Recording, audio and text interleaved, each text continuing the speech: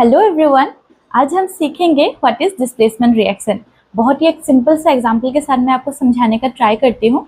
तो जैसे कि इस इमेज में हम देख सकते हैं एक लड़का और एक लड़की डांस कर रहे थे। उसको हम एक कंपाउंड मान लेते हैं जो कि है क्या, कॉपर सल्फेट। तो वहाँ पे एंट्री हुआ एक मोर गुड डांसर की जो है आयरन। तो अब लड़की क्या करेगी, कॉपर को तो अच्छे से डांस करना आता नहीं है, तो वो हो गया लेस रिएक्टिव एलिमेंट।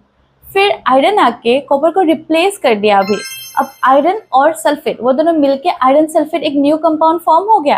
और बेचारा कॉपर वो तो गेम से आउट हो गया क्योंकि उसको अच्छे से डांस करना नहीं आता था।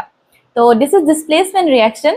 In simple words, displacement reaction क्या होता है, जहाँ पे एक मोर रिएक्टिव एलिमेंट एक कंपाउंड में लेसर रिएक्टिव एलिमेंट को रिप्लेस कर देता है और उसके जगह पे खुद एक न्यू कंपाउंड फॉर्म करता है। In this example, we can say that the iron sulfate, which is the new compound, and copper is getting replaced.